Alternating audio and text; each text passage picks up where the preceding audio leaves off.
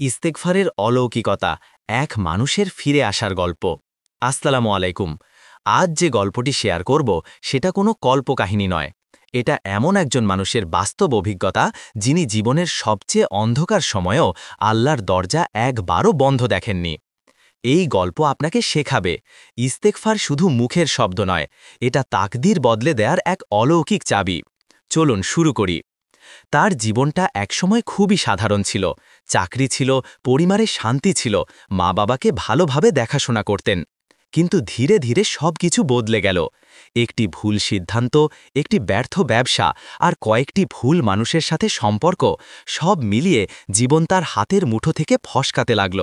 Pin, চাকরি নেই, ঘরে খাবার নেই, বাসা ভাড়া বাকি, বন্ধুরা সবাই দূরে, পরিবারে রাগ, কষ্ট, উদ্বেগ, সবচেয়ে কষ্টের জায়গা মায়ের ওষুধ কেনার টাকাও নেই। প্রতিদিন সকালে ঘুম থেকে উঠে সে ভাবত, আজ কিভাবে কাটবে।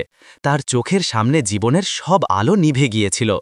এমনকি সে বলেছিল, আমি তো আর কিছু চাই না, শুধু যেন মায়ের কষ্টটা কমে। একদিন জুমার নামাজে গেল, মনটা ভাঙা, শরীর ক্লান্ত, মাথার মধ্যে হাজার চিন্তা। কিন্তু মসজিদে গিয়ে বসতেই ইমাম খুতবা শুরু করলেন। ইমাম বললেন, ইস্তেগফার শুধু ক্ষমা চাওয়ার শব্দ নয়, ইস্তেগফার হলো সেই চাবি যা বন্ধ তাকদীরের দরজা খুলে দেয়। এটা শুনে তার বুকটা কেঁপে উঠল। তার মনে হলো, আমি তো সব চেষ্টা করেছি, মানুষের দরজায় কড়া নেড়েছি, কোনো লাভ হয়নি। একবার আল্লাহর দরজায় ফিরে দেখি না কেন। এই একটি লাইন, এই একটি মুহূর্ত তার পুরো জীবন বদলে দিল। সেদিনই সে সিদ্ধান্ত নিল, সে আর দুনিয়ার দিকে তাকাবে না, সে আল্লাহর দিকে ফিরবে। সে বলল, হে আল্লাহ, আমি আর কিছু চাই না, আমি শুধু আপনার কাছে ফিরে এসেছি। এবং সেই দিন থেকেই সে শুরু করল ইস্তেগফার। যতবার পারত, যতবার মন ভারী হতো, যতবার মনে কষ্ট হতো, সে শুধু বলতো, আস্তাগফিরুল্লাহ রাব্বি মিন কুল্লি জাম্বিন ওয়া আতুবু ইলাইহি, অথবা আস্তাগফিরুল্লাহ।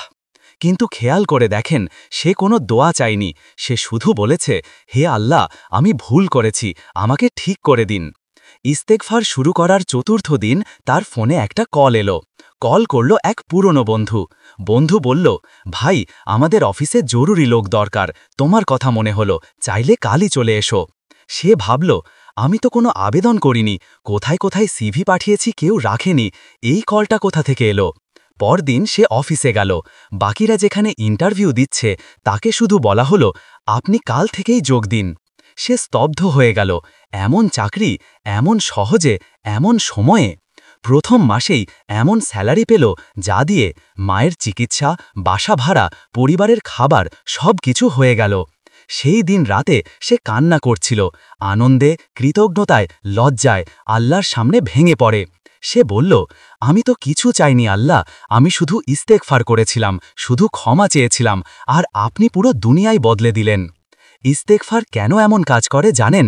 ক, এটা গুনাহ মুছে দেয়। খ, গুনাহ যত কমে, দোয়া তত দ্রুত কবুল হয়। গ, ইস্তেগফার রিজিক খোলে। ঘ, মানুষের মন নরম করে দেয়। উঙ, দরজা খুলে দেয় যা আগে বন্ধ ছিল।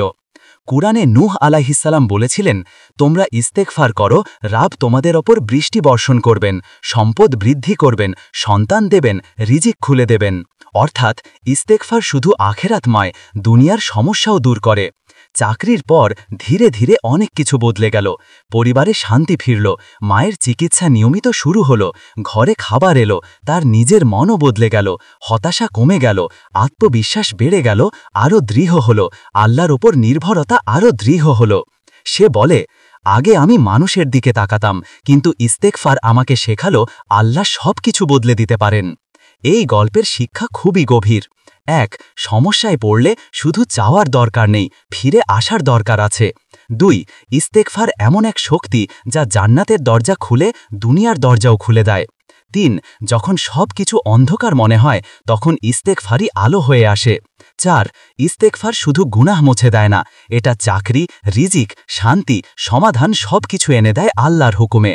প্রিয় দর্শক, হয়তো আপনিও কোনো সমস্যার মধ্যে আছেন, চাকরি নেই, রিজিক বন্ধ, পরিবারে চাপ, মনের মধ্যে ভয়, ভবিষ্যতের দুশ্চিন্তা। একবার চেষ্টা করে দেখুন ইস্তেগফার। সকালে, রাতে, পথে, বাসে, বিরতিতে যতবার পারেন বলুন, আস্তাগফিরুল্লাহ। আপনি হয়তো কিছু চাইবেনই না, কিন্তু আল্লাহ আপনাকে এমন কিছু দেবেন যা আপনি কল্পনাও করেননি। ইস্তেগফার হলো সেই দরজা যা শুধু আল্লাহই খুলে দেন। আল্লাহ আমাদের সবাইকে ক্ষমা করুন, আমাদের দোয়া কবুল করুন, আর আমাদের রিজিক, শান্তি ও সুখের দরজা খুলে দিন। আমিন। আসসালামু আলাইকুম ওয়া রাহমাতুল্লাহ।